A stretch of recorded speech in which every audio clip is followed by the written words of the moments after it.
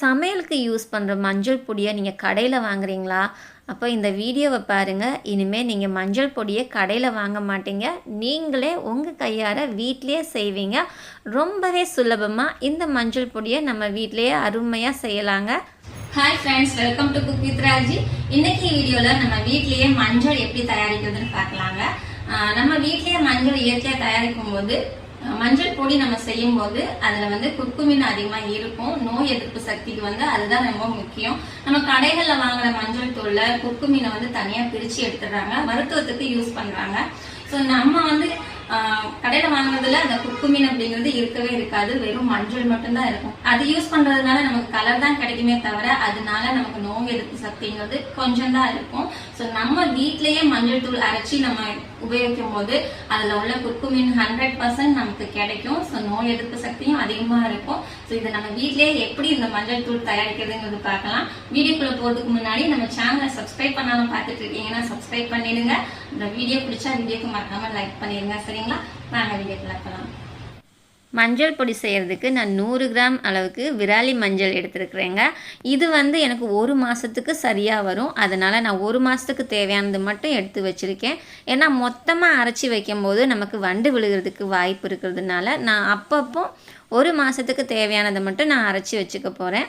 So அதனால் நான் 100 gram எடுத்துருக்குறேங்க. So இந்த 100 கிராம் விராலி மஞ்சளை 4 நாள் அளவுக்கு நல்லா வெயிலில் காய வச்சு எடுத்துருக்குறேன். ஸோ இது நம்ம அப்படியே இடித்து யூஸ் பண்ணக்கூடாது. அப்படியே இடித்து யூஸ் பண்ணோன்னா அதில் ஈரப்பதம் இருக்கும், சீக்கிரமாக வண்டு வைக்கிறதுக்கு சான்சஸ் இருக்குது. அதனால் நீங்கள் இதை வாங்கி கடையில் என்ன தான் காஞ்சிருந்தாலும் ஒரு 2 நாளாவதும், குறைஞ்சது 2 நாளாவதும் காய வச்சு எடுத்துருங்க. இது நல்லா காஞ்சதுக்கப்புறம் ஒரு உரல்லையோ இல்லை அம்மிலையோ இந்த மாதிரி நீங்கள் வச்சு இதை நல்லா தட்டி எடுத்துக்கோங்க. ஏன்னா நம்ம 100 கிராம் 50 கிராம் எல்லாம் அரைக்கும் போது மிஷினில் கொடுத்து அரைக்க முடியாது. மொத்தமாக அரைக்கிறதுக்குன்னா அது நம்ம மிஷினில் கொடுத்து அரைக்கலாம். இந்த மாதிரி கொஞ்சமாக அரைக்கும்போது நீங்கள் உரலில் போட்டு நல்லா தட்டி எடுத்துக்கோங்க. பாருங்கள், இந்த அளவுக்கு நல்லா எல்லாத்தையும் பொடி பொடியாக தட்டி எடுத்துக்கோங்க. இந்த மஞ்சளை நல்லா காய வச்சுட்டு நம்ம தட்டி எடுக்கும்போது ரொம்ப சுலபமாக அது நொறுங்கி வந்துடும். பச்சையாக இருந்துச்சுன்னா நீங்கள் தட்டுறதுக்கு கொஞ்சம் கஷ்டமாக இருக்கும். நீங்கள் நல்லா காய வச்சுட்டு தட்டிட்டு அதுக்கப்புறமா இதை நீங்கள் மிக்ஸி ஜாரில் போட்டுக்கோங்க. ஏன்னா இந்த அளவுக்கு நம்ம குட்டி குட்டியாக தட்டி போடும்போது மிக்ஸியோட அந்த பிளேடு இருக்கு, ஜாரோட பிளேடு இருக்குது இல்லைங்க, பிளேடும் எந்த ஃபால்ட்டும் ஆகாது. நீங்கள் பெருசு பெருசாக போட்டு அரைக்கும் போது பிளேடு ஃபால்ட் ஆகும். அதனால் இந்த மாதிரி குட்டி குட்டியாக தட்டி போட்டு நல்லா அரைச்சிக்கோங்க. அங்கே பாருங்கள், அரைச்சிட்டு வந்துட்டேன். அரைக்கும் போது விட்டு விட்டு ஒரு 2 நிமிஷம் விட்டு விட்டு அரைங்க. மொத்தமாக ஒரே ஸ்பீடில் அரைச்சிங்கனாலும் உங்களுக்கு மிக்ஸி சூடேறி அப்புறம் மிக்ஸி ஃபால்ட் ஆகிடும்.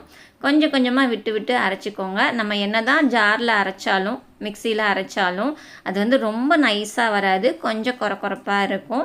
அதனால் நம்ம இதை நல்லா சலித்து எடுத்துக்கலாங்க. இது சலிக்கிறதுக்கு ஒரு பிளேட் வச்சு பிளேட்டு மேலே நம்ம மாவு சலிக்கிற ஜல்லடை இருக்குல்ல, அதை வச்சுக்கலாம். இப்போ இதில் நம்ம சலித்து எடுத்துக்கலாம். ஏன்னா நம்ம சலித்து எடுக்கும்போது அதில் நைஸாக இருக்கிற பவுடரெல்லாம் நமக்கு வந்துடும். அந்த நெருன்னு குருணையாக இருக்கும் பார்த்தீங்களா, அதை அப்படியே இது மேலே தங்கிடும். இதை நம்ம மறுபடியும் எடுத்து அரைச்சி எடுத்துக்கலாம். நம்ம என்ன தான் காய வச்சு அந்த பொடி பொடியாக தட்டி ஜாரில் மிக்ஸி ஜாரில் போட்டு அரைச்சாலும் ஃபுல்லாகவே பவுடர் ஆகாது, கொஞ்சம் கொரப்பாக இருக்க தான் செய்யும். பாருங்கள் எவ்வளோ கொரப்பாக இருக்குது. இதை நம்ம என்ன பண்ணணுன்னா இன்னும் ஒரு தடவை போட்டு மிக்சியில் போட்டு அடித்து எடுத்துக்கலாம். பாருங்கள், இப்போ சலிச்சது எவ்வளோ நைஸாக வந்திருக்கு. நம்ம சலிச்சா தான் இந்த அளவுக்கு நைஸ் பவுடராக கிடைக்கும். இப்போ இந்த ரவையாக இருக்கிறத மறுபடியும் நம்ம மிக்ஸி ஜார்லேயே சேர்த்துக்கலாம். சேர்த்துட்டு இதை மறுபடியும் ஒரு தடவை அரைச்சி எடுத்துகிட்டு வந்துடலாங்க. இப்போ 2ஆவதாக நான் அரைச்சி எடுத்துகிட்டு வந்திருக்கேன். பாருங்கள், 2ஆவதாக அரைச்சி எடுத்துகிட்டு வரும்போது மூடியில் எப்படி ஒட்டியிருக்கு பார்த்தீங்களா. இது நம்ம மிஷினில் அரைக்கிற மாதிரியே நல்லா நைஸாக இருக்குங்க. அந்த அளவுக்கு நல்லா இருக்குது. ஸோ இதை நம்ம அப்படியே இந்த பிளேட்டில் மாற்றிக்கலாம். இந்த மஞ்சள் நான் அரைக்கும் போது அவ்வளோ நல்ல மணமாக இருக்குங்க. ஏன்னா நம்ம வீட்டிலே அரைக்க மஞ்சள் நல்ல மணமாக இருக்கும். ஏன்னா தான் கடையில் வாங்குகிற மஞ்சள் கலராக இருந்தாலும் அந்த மணம் அப்படிங்கிறது இருக்காது. இதில் அந்த மஞ்சளோட மணம் அவ்வளோ நல்லா இருக்குது. பாருங்கள், இது 2ஆவது தடவை அரைச்சது. இதையும் நான் சலித்து எடுத்துக்க போகிறேன். இப்போ சலித்து எடுக்கிறதுல ஃபைனலாக எனக்கு மறுபடியும் இந்த அளவுக்கு ரவையாக இருக்குது. இதை நம்ம கொஞ்சமாக இருக்கிறதுனால மிக்ஸி ஜாரில் போட்டு அரைக்க முடியாது. இதை நம்ம ஒரு பவுலில் எடுத்து வச்சுக்கலாங்க. எடுத்து வச்சுட்டு குழம்புக்கு ஏதாவது நம்ம மஞ்சள் தூள் தேங்காயெலாம் சேர்த்து அரைப்போம்ல, அப்போ அரைக்கும் போது இந்த மஞ்சளை வந்து நம்ம யூஸ் பண்ணிக்கலாம். இது நம்ம அந்த தேங்காயோட சேர்த்து அரைக்கும் போது நல்ல பவுடராக வந்துடும். அதை யூஸ் பண்ணிக்கோங்க, வேஸ்ட் ஆக்க வேண்டாம். எல்லாம் சலிச்சதுக்கப்புறம் பாருங்கள் எந்த அளவுக்கு நல்லா பவுடராக வந்திருக்கு, பார்க்கவும் நல்லா இருக்குது. கலர் வந்து நல்லா வித்தியாசம் இருக்குங்க. கடையில் வாங்குகிற பொடி வந்து ரொம்ப மஞ்சளாக இருக்கும். ஆனால் நம்ம வீட்டில் அரைக்கிற மஞ்சள் தூள் வந்து ஆரஞ்சு ரெட்டு கலந்த மஞ்சளில் இருக்குங்க. பார்க்கவே உங்களுக்கு நல்லா டிஃப்ரெண்ட் தெரியும்.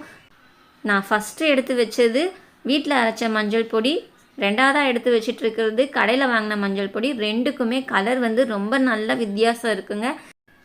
வீடியோவில் அந்த அளவுக்கு நல்லா தெளிவாக தெரியல, ஆனால் நீங்கள் நேரில் அரைச்சி பாருங்கள், டிஃப்ரெண்ட் வந்து நல்லா தெரியும். நல்ல மணமாக கலர் வித்தியாசமாக இருக்கும். இது நம்ம கொஞ்சமாக யூஸ் பண்ணாலே போதும், நல்ல கலர் கிடைக்கும். இதெல்லாம் நீங்கள் ஒரு ஏர்டைட் கண்டெய்னரில் நீங்கள் ஸ்டோர் பண்ணி எடுத்து வச்சுக்கோங்க. உங்களுக்கு 1 மாதம் ஆனாலும் கெட்டு போகாமல் நல்லா இருக்கும். இது நீங்கள் கொஞ்சம் கொஞ்சமாக அரைக்கிறவங்க இந்த மாதிரி மெத்தடில் அரைச்சி வச்சுக்கோங்க, ரொம்பவே நல்லா இருக்கும். மொத்தமாக அரைக்கிறதுன்னா அது வேறு மெத்தடில் அரைக்கணும். நான் வேணால் அதுக்கு இன்னொரு நாள் இன்னொரு வீடியோவில் நான் தெளிவாக போடுறேன்.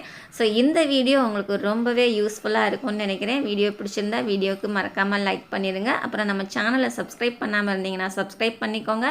மறுபடியும் அடுத்த வீடியோவில் இன்னும் ஒரு சூப்பரான ரெசிபியோடு உங்களை பார்க்குறேங்க. பாய்.